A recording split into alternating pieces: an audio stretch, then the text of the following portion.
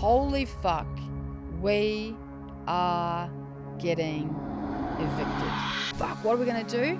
And I looked at Bo and I cracked up laughing and I said, we're moving to fucking Bali.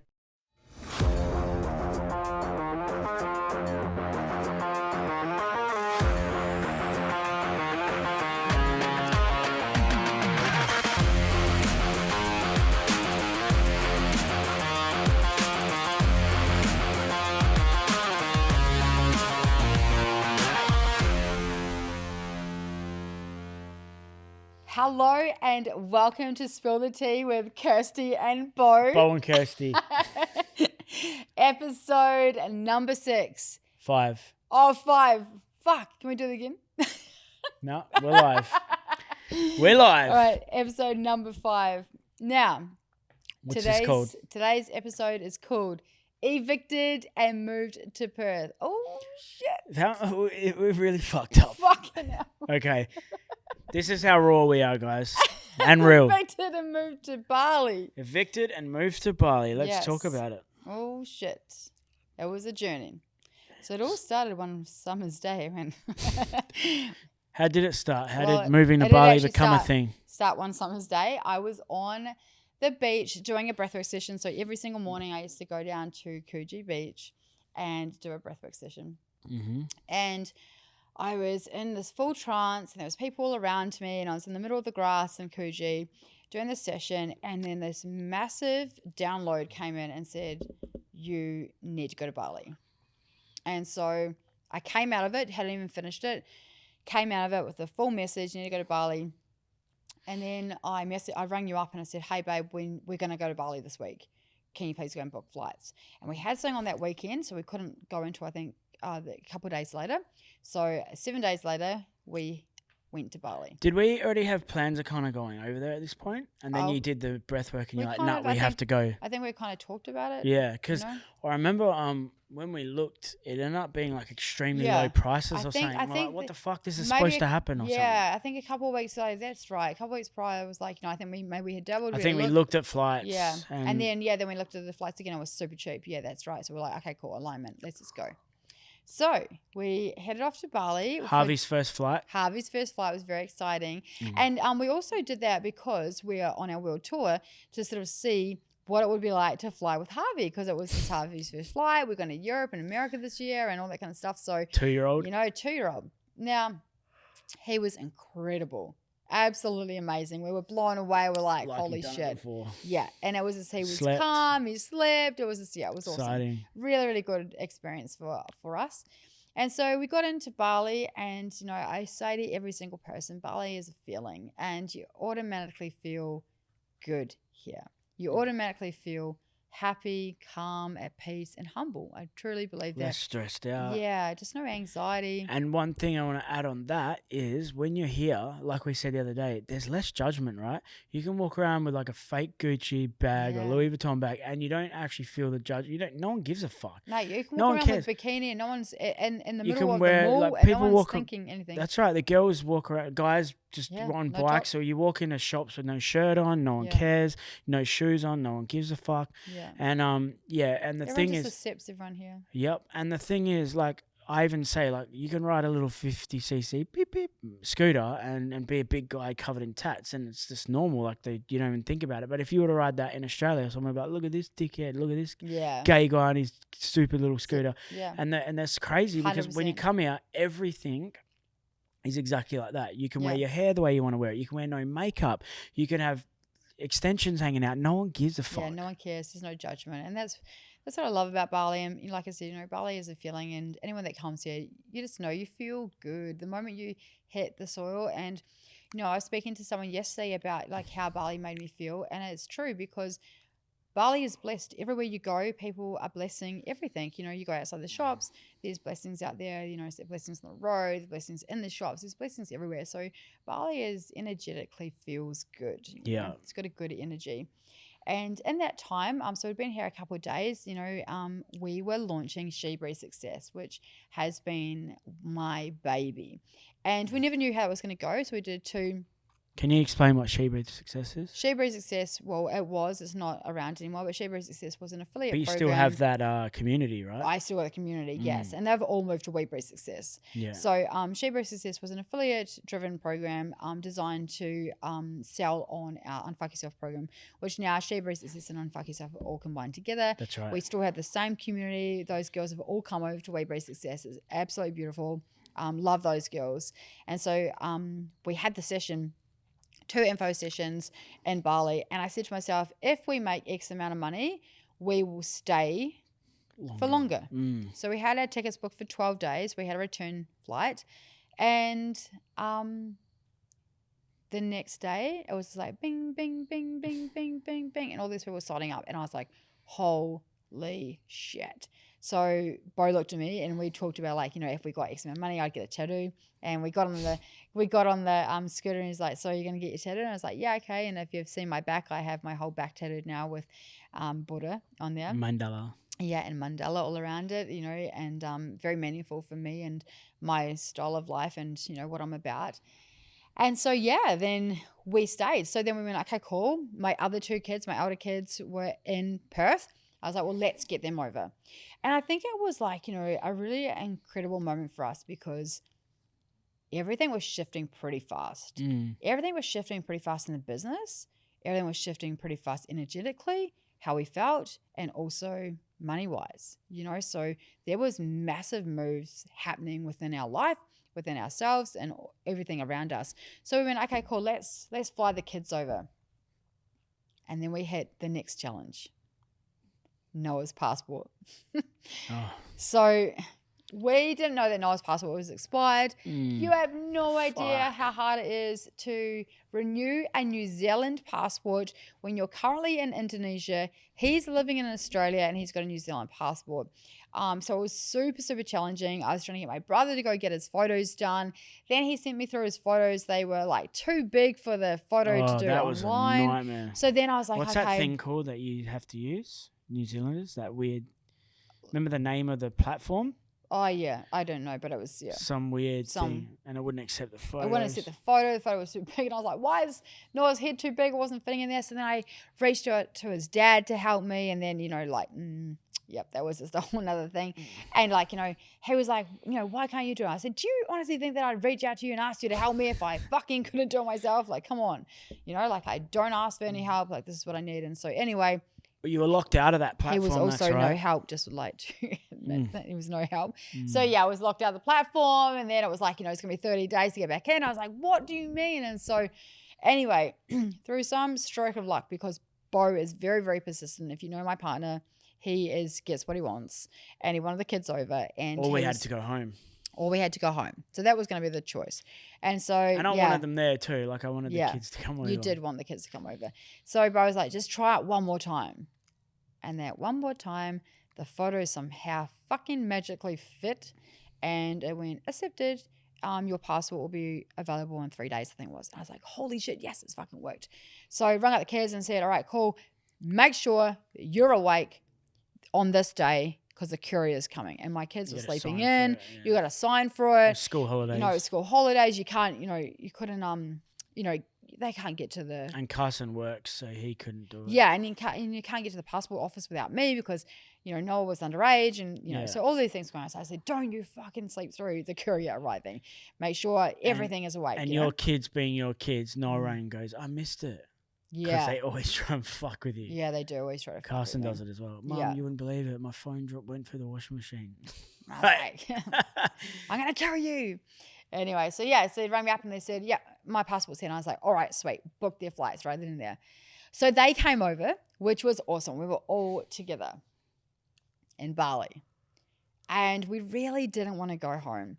And at this time, we had our flights booked for 12 days and we just decided not to show up to them and just stay in Bali and then just figure it out. Again, we were sitting in a situation where we didn't know how anything. We didn't even know what we were thinking at the moment. I feel like we're really teaching people how to just fucking go and work the how. The how will come. The how will always come. Once you've made the decision, I always say this, once you've made the decision, you'll work everything out. And just on that, I was thinking the other day when I was on a scooter on my way to Nusa Dua, it's an hour and a half away from where we live, and I was going to women's investment entrepreneur event. And as I was on my way there, I had an hour and a half to think about my life. And I was like, holy shit, like, how did I get here?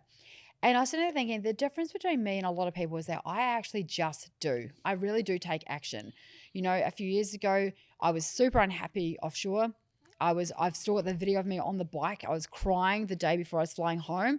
And I made that decision I wasn't going to go back to offshore. I quit my 10-year career. I can't help but feel that I had a lot to do with You definitely had a lot to those do big with it. decisions because I'm like, fuck it. Like, Yeah, you definitely had a lot. who cares? Work it out later. Work right? it out later. So But you're very good at like going, okay, I'll make the decision, but what systems are involved? I'm like, who cares? We'll work it out later on. Well, and I think we've got a lot more flexible over time.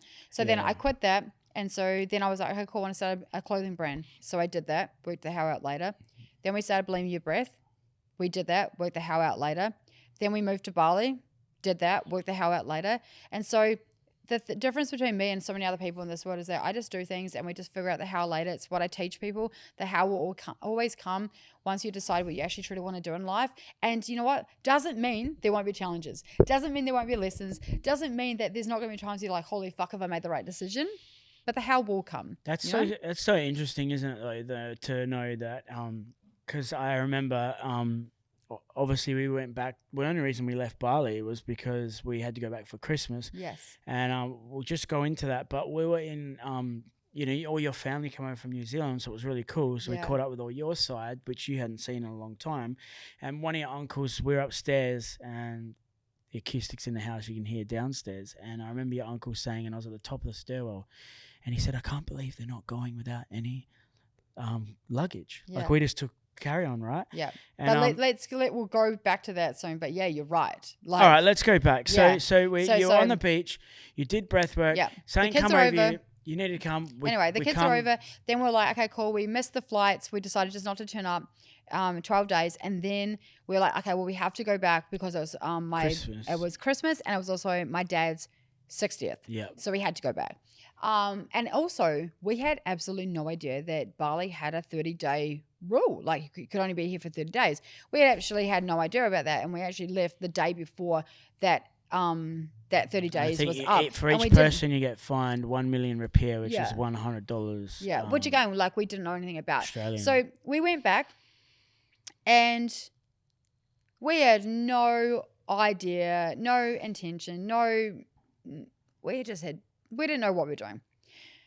We came back to Australia, and we instantly just, you fall into Australia shit again. You just fall into your environment, right?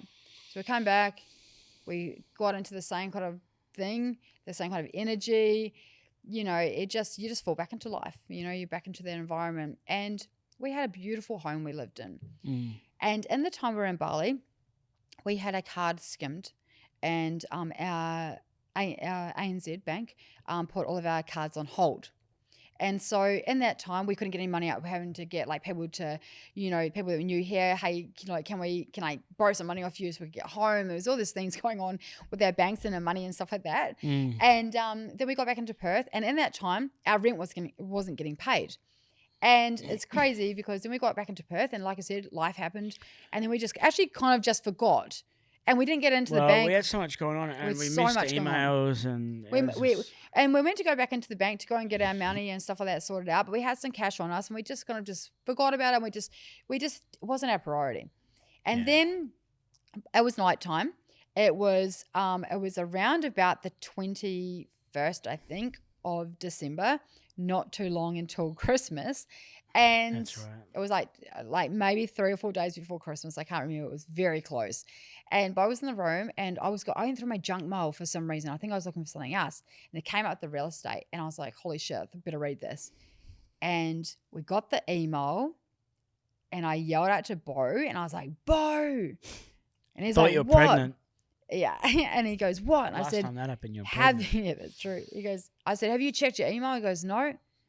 And I said, holy fuck, we are getting evicted. And that was the fucking email.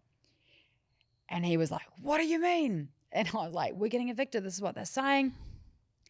Now, this is a moment that in that time, fear, panic, failure, all the things were coming in. We had a 2-story house. The upstairs was a 3x2. Where it was full of furniture of ours and a lot of our shit. And we're like, what the fuck? Like, how are we going to...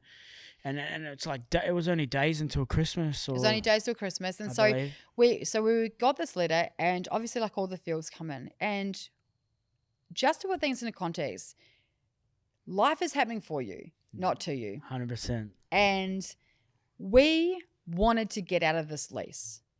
Well, because we wanted to move to Bali. We wanted to move to Bali. But we wanted to do it the correct way. We wanted to do the correct way, but we had 6 months left on the lease. And it's very interesting how life truly is happening for you, not to you. And what we found out was there's a massive fucking loophole. So once fear had gone, we were sitting in the room and we were like, fuck, what are we going to do? And I looked at Bo and I cracked up laughing and I said, we're moving to fucking Bali. And he's like, what? And I said, this is it. It's the fucking push we needed. We're out. This is what we needed.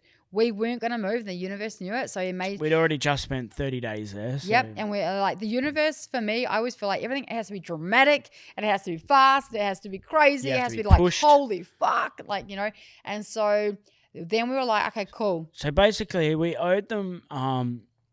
I think rent there was about $1,500 a week, and we owed a few weeks. It was just over like $8,000 or something, and we had the money. We just had those bank account issues. We just had the bank accounts hold. And then so I rang them, and as you do when you speak to people in Australia, sometimes, not all the time, but she was really rude. She was like, hey, you know, and they try and put fear tactics into you. If you don't pay, we were like, we've got the money, we want to pay. And I said, you know, can we stop this? Like, you know, I'll pay you, blah blah. And they're like, no, you have to be out in this amount of time, blah, blah. If you're not out, the police, get the cops in. Blah, blah. And we were like, and what I'm the like, fuck is I'm like, happening? hands up. Like, I'm like, I want to do the right thing. So I said to Kirsty, I'm like, all right, look, there's two things that are going to happen here. I said, we're actually moving out overseas. So I'm like, you can either talk like this and we'll go and you'll get no money and you won't get anything, which is not what I want, but I want to do the right thing. Otherwise, I can give you this $8,000 that we owe and then we can go our separate ways. And they said, all right, we'll take the $8,000, make sure the house is clean. We had a $5,000 bond there. And I was like, look, you know, our house was great. It was perfect. We didn't see the bond because it was just like no communication after that. But don't even know what happened to the bond. But basically, I don't know what happened with the bond, but we didn't bother because we were happy with a clean slate. We didn't want to be paid the $8,000. Maybe they got $5,000 bond. I don't know. It was crazy. Yeah, but for us, we were worried we're stuck in this legal thing, right? And I was talking to real estate agents that I knew and mates that owned real estate companies and.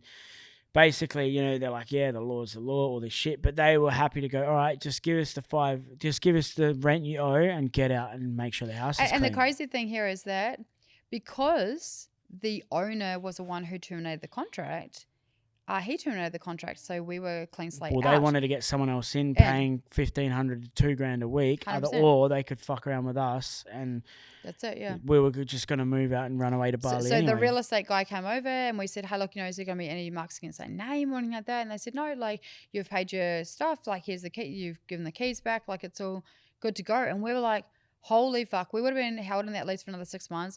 Life is happening for us. Our cards got skirmed out, banks got put on hold, couldn't pay the rent. Then we forgot to we just didn't get back into going to ANZ. It wasn't a priority for me. I was dealing with other things at that time, lots of stuff going on in the business. Yeah. And so again, life is happening for you, not to you. And that was Christmas time as well, the New Year's. So life was fucking hectic. It was hectic. We'd just come back. We had to get Christmas presents. Then it was your dad's 60th. It was my dad's 60th, yeah. So there's a lot of stuff. So we pretty much booked our flights the day after your dad's 60th. That's it. We're out of here. What we did was we sold everything. Yeah. So we put a garage sale on. This is my domain. Yeah, this is his domain. I can sell. This is where he shines. So I'm Gumtree and Facebook Marketplace crazy. I love it. I mean, basically, I feel like I make friends. Basically, he's putting a pin on Gumtree. Yeah. So he will sell anything. I was selling every fucking piece of stuff that we had, and you know, it came down to I think it was like. New Year's. Oh no, it was like days before we had to be out of the house, and we had this. It was the day of. Yeah, the day. Oh, sorry. Yeah, the night of. We were still selling stuff. The night we had to be out of that house, I had a garage sale. I put on beers and soft drink and stuff for the kids. We still had about $40,000 roughly of Believe the Label stock, I reckon. I lined up the whole garage with like bodysuits, shorts, crew necks, track pants, you know, our oversized tees. So the whole garage was basically, and I had signs up, you know, beers you did and do everything. well. This is very shines. And you know, we sold a lot of Believe the Label stock, but we were left with a lot, and it was like it was coming to like 3 p.m. and we still had a lot of stuff. What are we gonna do? So our friend reached out and we put on our stories like, we don't know what to fucking do. Like we've got to be out of here tomorrow. We're off to Bali now. So she picked it up, a whole trailer load. I reckon there was still about. It was about $40,000 worth of stock. About 40,000 left. We gave it away to charity. We gave it all to one charity. So if you ever see Believe the Label stuff getting around, please tag us. Yeah.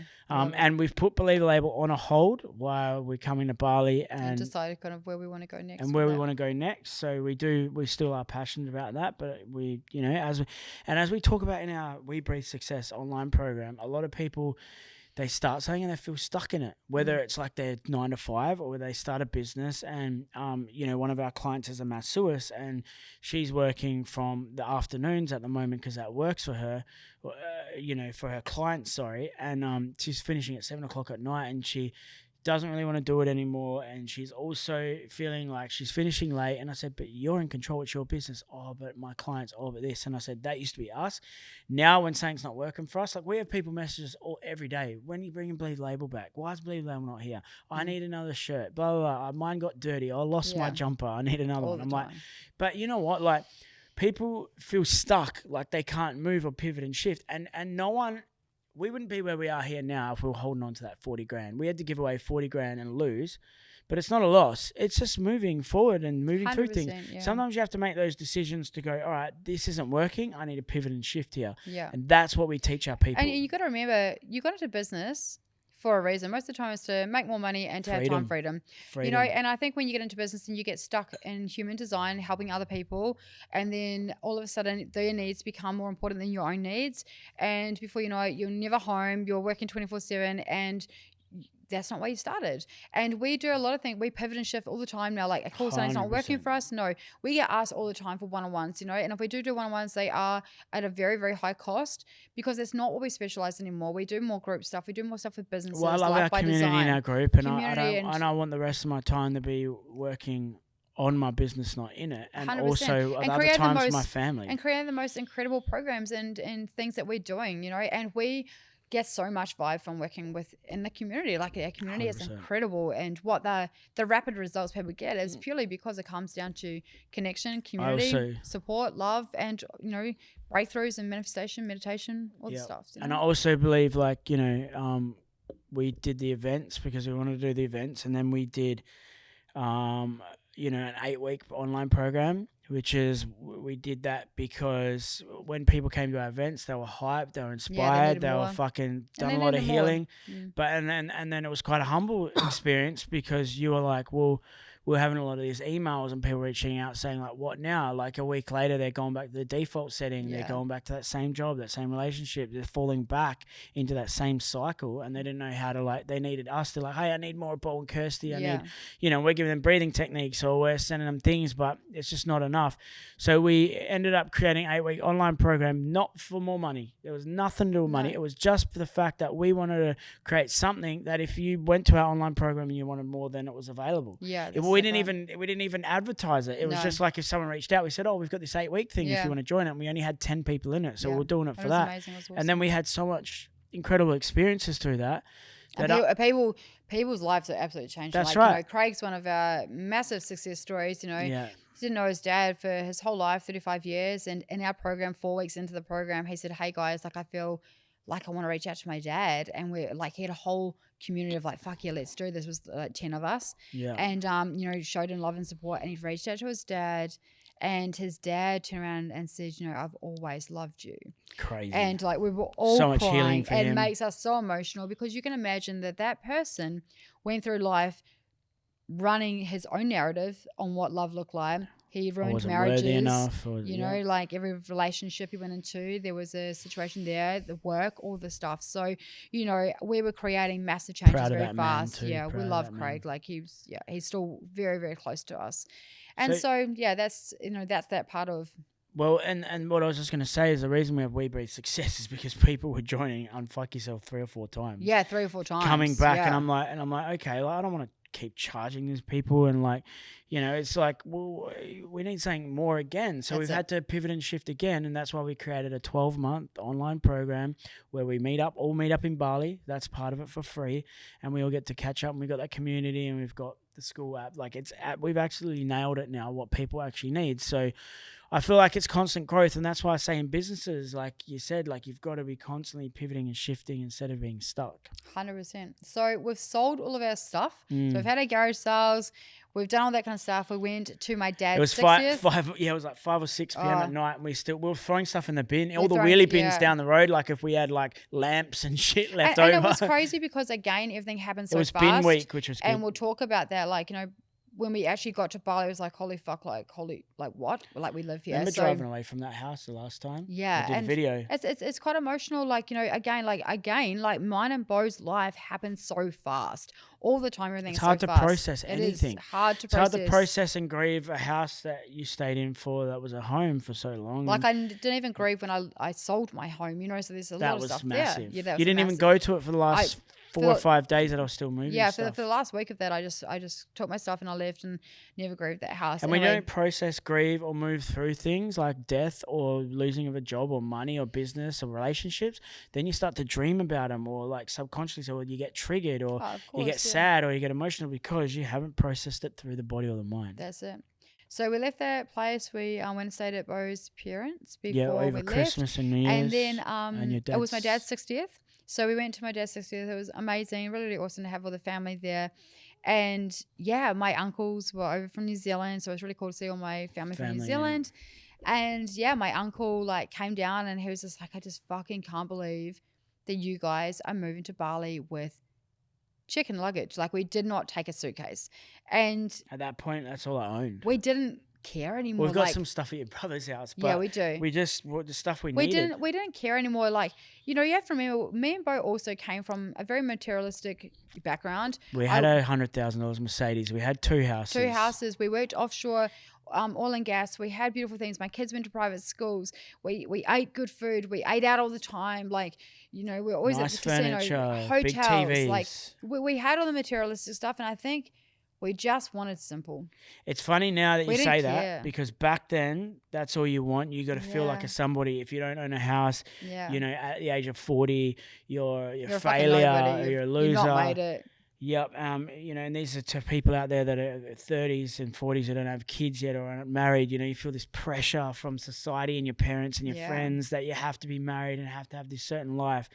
And then you go back then, like getting rid of all that was like anxiety for me, right? Yeah. You know, and then now looking back, I feel like if I was to like if I was to sign up to like a 3-year or 4-year apprenticeship or course, or buy get a car loan or a mortgage, and I'd feel anxiety about signing that because I'd feel stuck or I have to be there or start a job. Like even we've been talking about doing some stuff in Dubai now, and I'm like I want to go into real estate, right? And I'm like, well, maybe I'll work for someone else just to get some like experience in the area and meet people and that. And then I'm like, no, I don't want to be stuck. I don't want to get stuck in working for someone else. We'll start our own company and we'll just figure it out, just like everything else. So there's fear. There's fear moving out of that comfortability, and then there's fear about going back into it. And one very key point on this is your phone broke, right?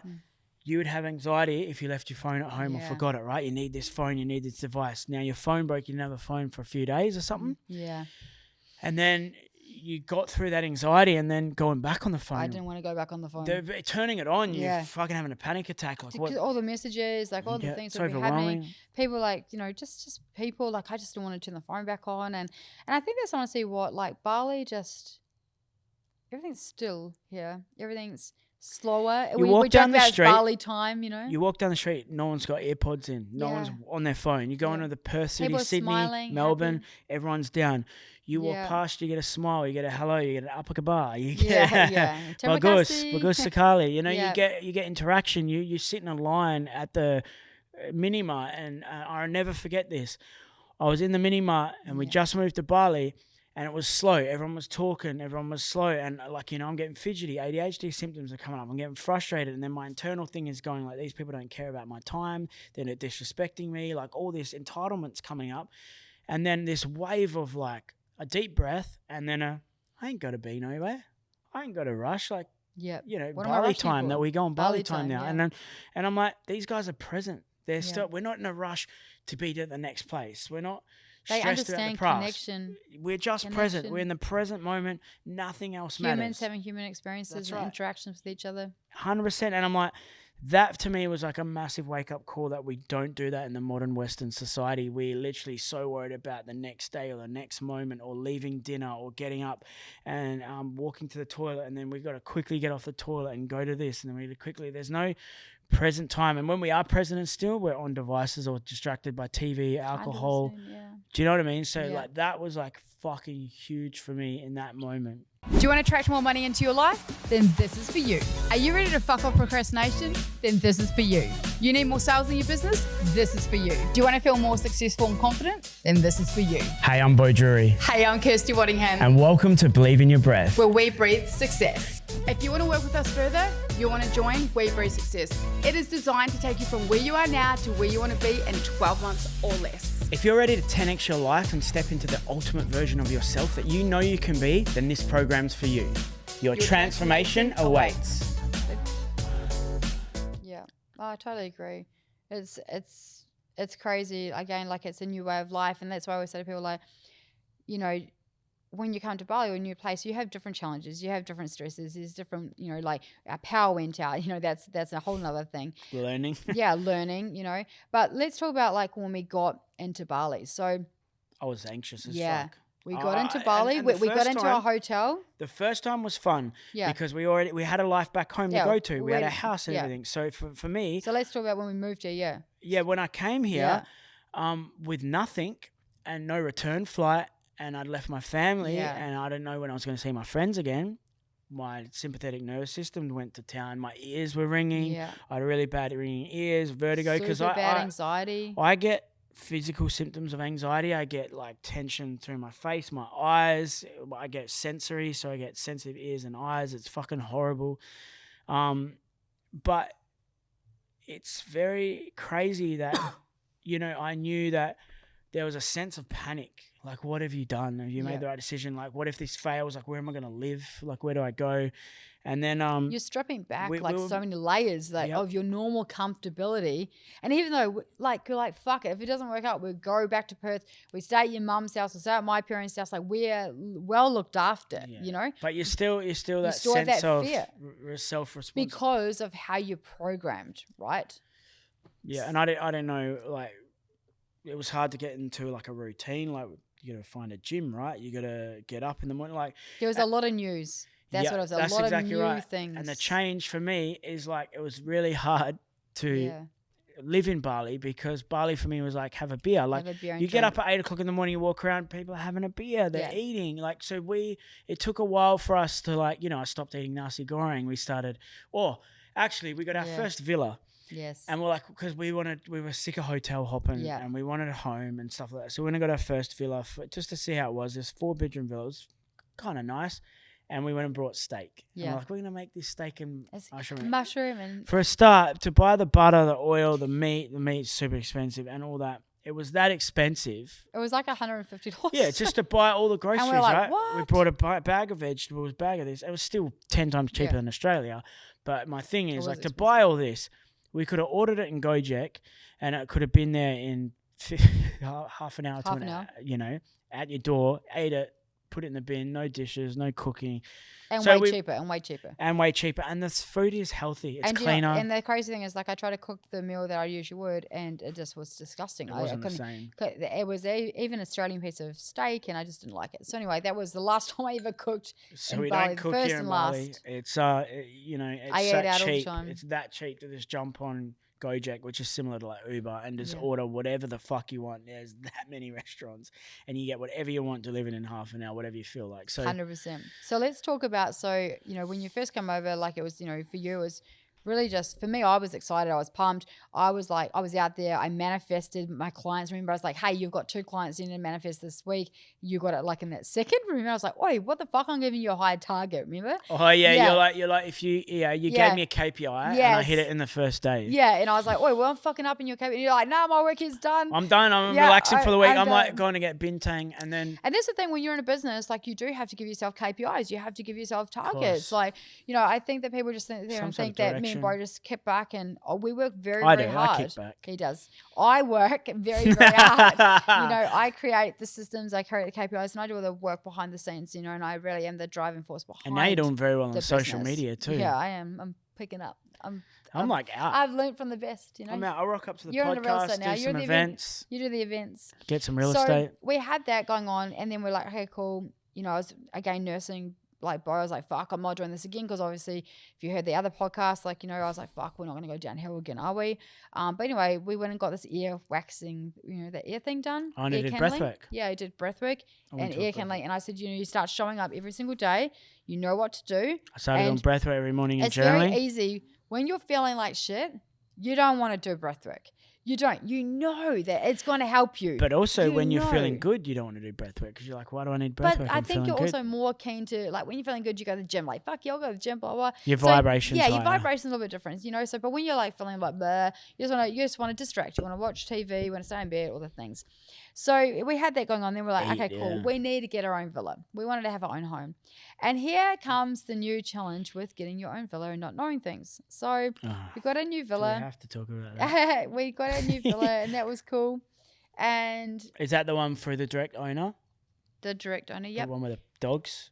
Yes. We had 100,000 street dogs. So Bo was like, man, I just can't wait just not to have the dogs like barking and annoying, because, like, you know, we had 2 dogs. In Australia. And you know, Chaos and Charlie would bark. Well, Charlie definitely would bark downstairs, and you wouldn't fucking believe it. And this is why I always say, you manifest what you don't want as well. I actually seen a reel this morning from a realtor who sells real estate in Australia, and he goes, before you buy any house, do this. And he slams the side gate. And he's like, okay, a lot of people don't want to be around noisy dogs, right? So if you smash the gates and the side of the house and you hear no dogs, and they're happy, because there's nothing like spending $1 million on your dream home and you've got dogs barking next door. So we moved into our beautiful new villa, and we're like, fuck yeah, this is awesome. We had a kitchen, we had 2 stories. Everything was enclosed. Like, yes, this is it.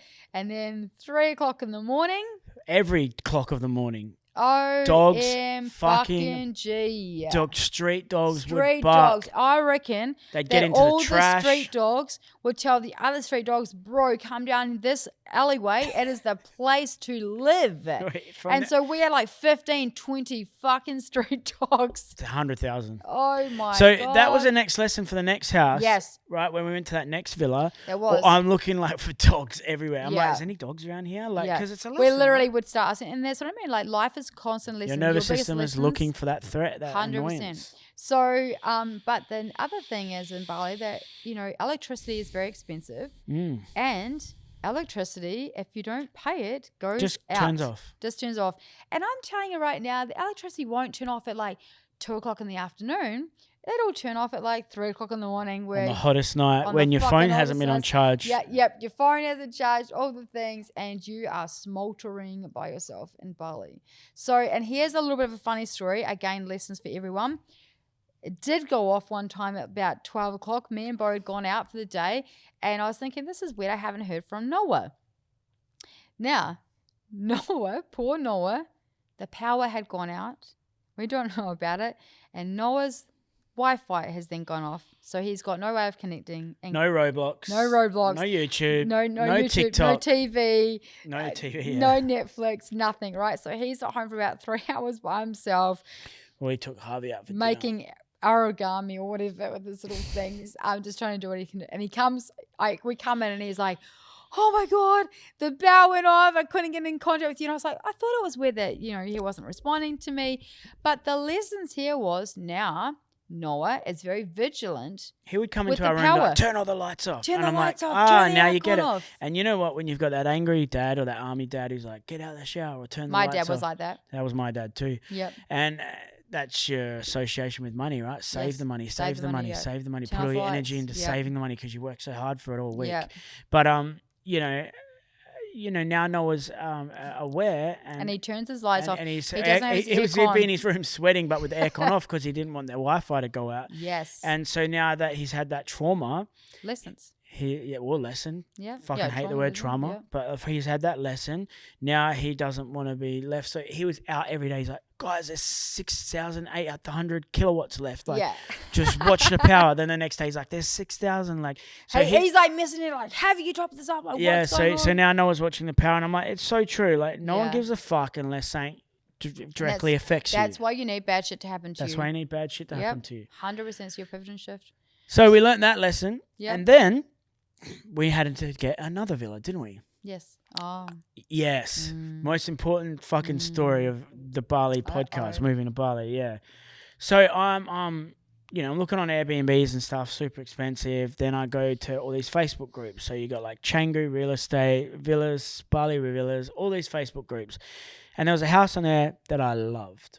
Absolutely loved this villa. And I was like to Kirsty, and it was super cheap. The guy was hell nice, got his WhatsApp. Super cheap, but it was still $3,000. Yeah, it was still I tell people back in Perth, and they're like, well, that's fucking more expensive than Bali rent. But you're getting cleaners, it's fully furnished, you've got TVs in every room, big baths, it's luxury, 3-story. Yeah. It comes with a gardener, it comes with a pool person. Yeah. Did I say Wi-Fi? Like, all the everything's in there. Like, Yeah. you can't pay for fucking something like that back there with Yeah. that. So anyway, and cleaners and shit. Yeah. So you get everything included in this fucking villa.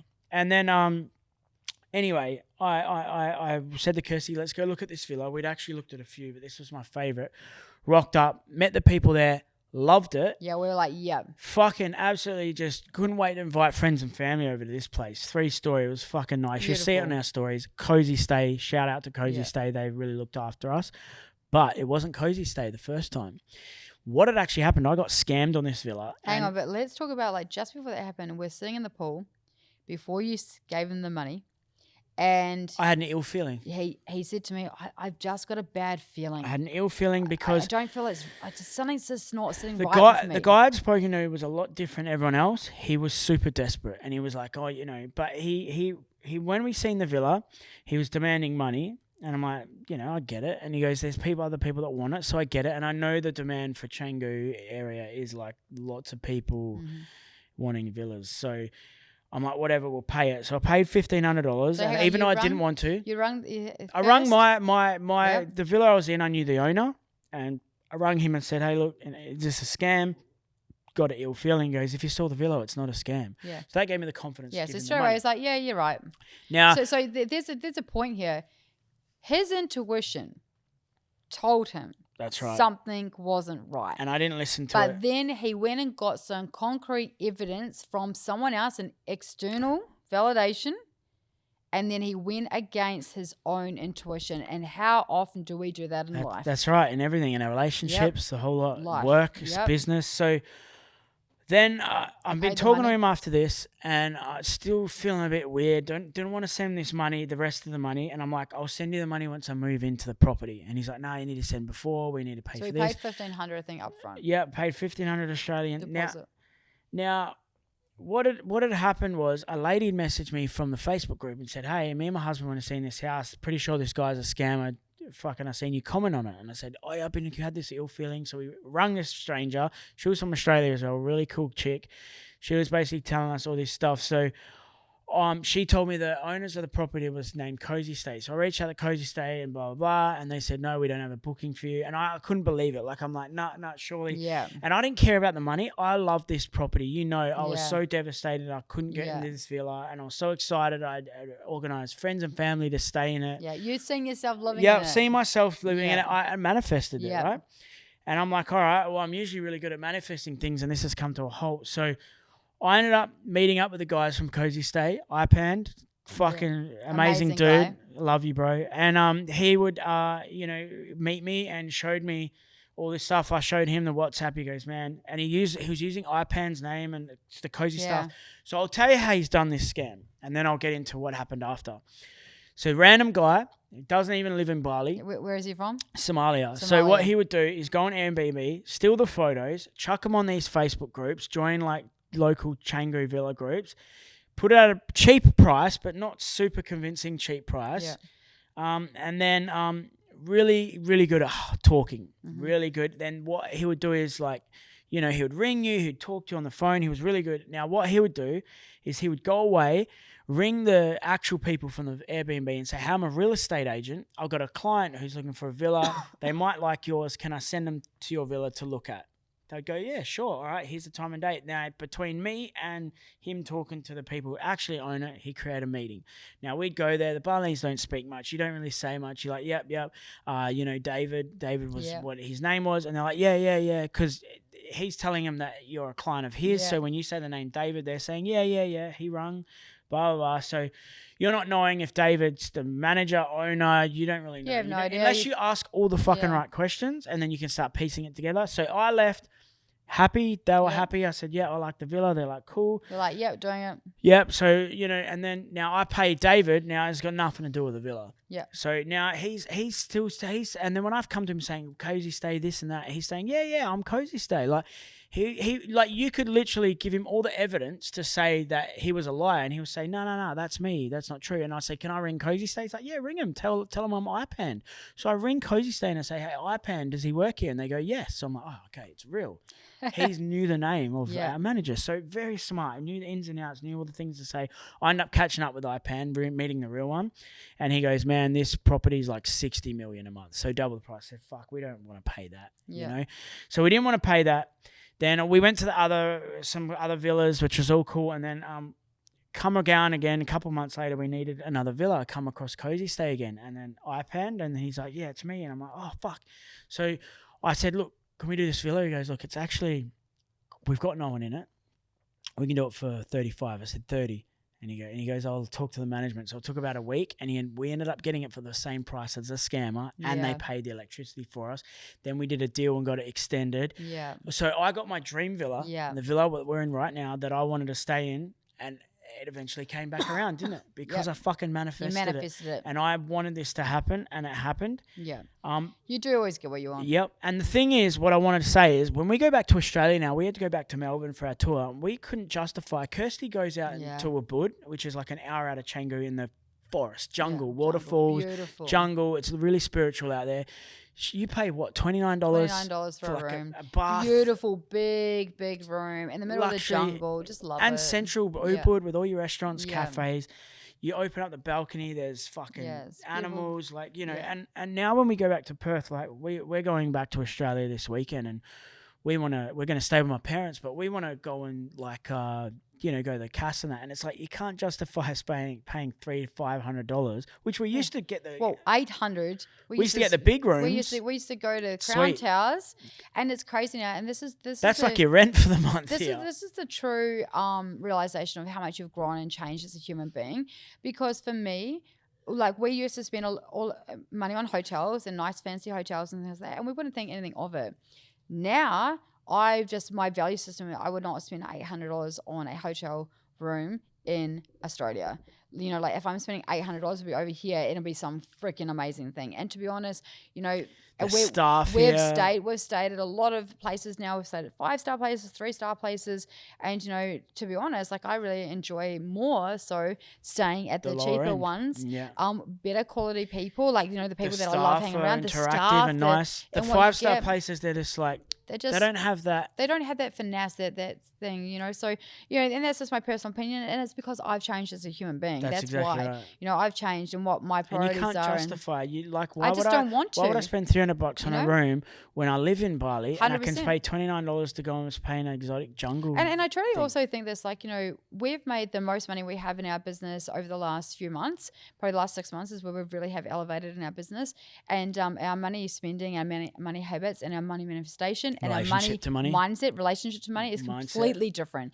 And that is why now, like, you know, we do have our bank full of money, because beforehand we were literally just splashing it out on anything to feel something. When I was and this is why I say, see. like, in Bali you feel happy. You know, back then I was buying hotels and all the fancy things, but to feel rich. That's right. Now I feel rich internally, not externally. That's the difference. And like when we worked offshore or FIFO, like we always say, you know, everyone goes, "Oh, work away and I'll buy a house and I'll invest all my money." But your spending goes up. You buy a little bit more clothes, a little bit more dinners, a little bit more expensive this, a little bit more expensive that. And then before you know it, you're living week to week again. You were living week to week on 800. Now you're living week to week on $4,000. And then they keep you just at that amount of money for your sort of work and labor as a slave. Just on broke. Just to keep you just happy enough so you don't leave.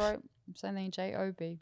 Yep. So yeah, but anyway, so that was kind of like, you know, the story of how we moved to Bali, and since we've moved to Bali, like, well, we've been to Singapore, we've been to Malaysia, we've been around Australia, and every time we leave, we either get this sense of anxiety, your skin plays up, you get this random cough, migraines, Noah's skin plays up, so, you know, migraines, tension in the shoulders and the neck and stuff, and like, here the people are people of service, so like, I cannot stand when people come to Bali or Indonesia and I see other Australians or other cultures of people, which I'm not going to name. I'm definitely not racist, but you see all different people coming to this country and treating the Balinese like shit. I cannot stand it. And you go to restaurants and like, I demand this. Where's this? Where's like, that? Who do you think you are? Who the fuck do you think you are? Like, to speak like that? And the Balinese, like, we always tip them and we always give them money, and like, you know, I love bartering and shit. It's fun, but like at the end of the day, like, you know, people here are acts of service. Their love language, they just want to help. And most of the time, like the other day, we were stuck at that toll and we couldn't get through. And I'm trying to give him money, and he goes, "No, I've been that person before." 100%. And it's just, that's what I just love about Bali. Like, and I honestly, truly believe that Bali brings out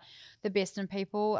Since we've been here, we go to Obsidian Gym. I was just about to bring that up. Yeah, and you know, the hottest people on the planet. Oh, the hottest human beings I've ever seen. I've never seen chicks look like this in my life. Dudes, and guys, I'm like looking at dudes as inspiration. Like while I'm working out, like, it's literally like you took the hottest human beings in the world and has planted them in this gym. Every girl looks like either a porn star, a model, or an OnlyFans person. Just stunning. And like, I mean, and these people also, they're not even wearing makeup. They just woke up beautiful. Like Europeans. Like, stunning. Yeah, like Europeans. Absolutely stunning. And there is a lot of OnlyFans people here. Like there is a lot of, like, you know, people, online workers and stuff like that. All the Russian chicks are doing OnlyFans. And with this, like, you know, so I started going to Obsidian first, 6 a.m. to 6 at night. And Bo would be like, "What the fuck are you doing there?" And I'm like, I'm literally going there. I do my workout. I go for a swim. I work there, and then I connect and network with people. And this was my first big. You can't sit there either, because I go to Obsidian now too. Shout out to Obsidian Gym. Yeah.